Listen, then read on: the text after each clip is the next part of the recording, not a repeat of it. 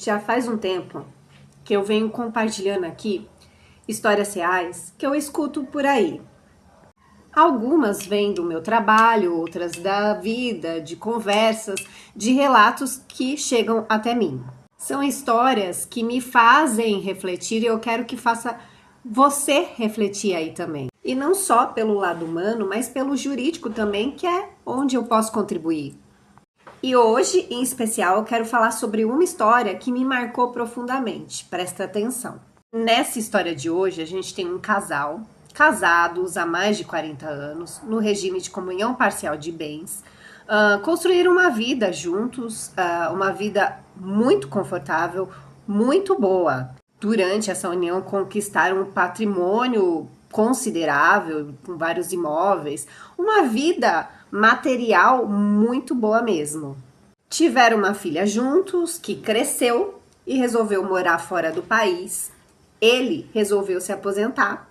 Ela optou por continuar trabalhando.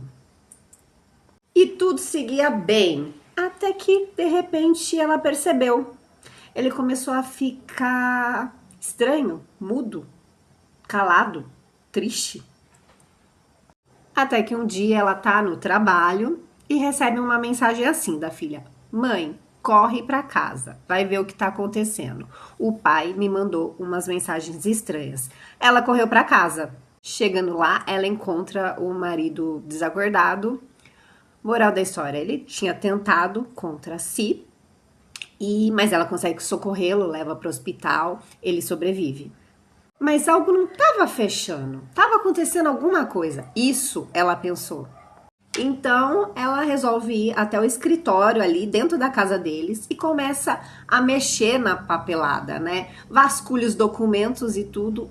E aí tudo vai sendo desenhado na frente dela, com os documentos que ela vai tendo acesso. Ela descobre que o marido estava endividado por jogos, apostas, e que ele tinha tinha vendido os imóveis e dado outros em garantia, inclusive a casa que eles moravam, por conta dessas dívidas de jogos. Ou seja, ele estava endividado por conta de apostas e jogos compulsivos. E sabe o que é o mais doloroso disso tudo? É que ela assinou os papéis que ele entregava para ela, falando que era coisa de previdência privada, do seguro de vida, para ajustar tudo, enfim. E na confiança, ela assinou tudo, sem ler. Com isso, ele conseguiu vender, ele conseguiu dar em garantia. Casados no regime da comunhão parcial de bens, não apenas o patrimônio que eles conquistaram juntos durante esse casamento se comunicam, as dívidas também se comunicam, ou seja, não são só dívidas dele, são dívidas dela também. Eles perderam tudo, né? Ela perdeu junto com ele, por conta de estar casada nesse regime.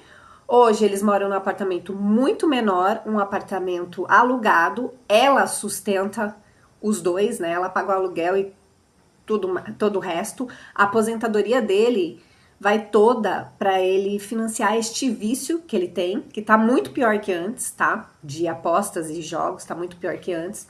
E você deve estar aí pensando, por que ela não se separa? Segundo ela, porque se ela se separar, que ela não vai ter vantagem nenhuma, porque, como eu disse, é um regime de comunhão parcial de bens. Eles perderam tudo e ela tá começando a recomeçar, teria que dividir tudo. O pouco que ela conseguiu conquistar já. E outra porque ele ia parar na rua, segundo ela, né?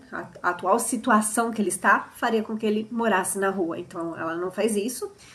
E analisando essa história, se ela fosse a minha cliente, a minha orientação para ela seria clara: interditá-lo por prodigalidade. Você sabe o que é um pródigo? Um pródigo é uma pessoa que, mesmo aparentemente capaz, né, mentalmente capaz, é uma pessoa que coloca a sua própria subsistência e da sua família em jogo, em risco, por dissipar todos os bens, todo o seu patrimônio, ou seja, gastar mais do que pode, né, por vício, por exemplo, que é o caso, né. Então, atualmente, a lei permite a interdição parcial nesses casos. Ou seja, ele deixaria de ter autonomia para administrar sozinho os seus bens e ela então conseguiria protegê-lo e proteger a si mesma e o patrimônio ali do casal. Mas o que eu quero chamar a atenção com essa história é que ela mostra pra gente que o regime de bens de um casamento, de uma união, não é só apenas um detalhe.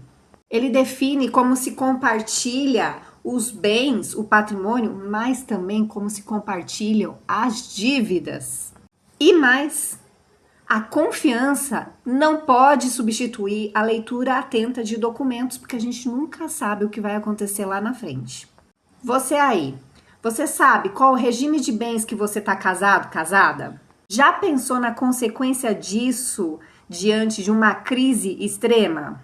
Essa reflexão, minha gente, é urgente, porque a lei está aí para proteger, mas só se a gente souber usá-la.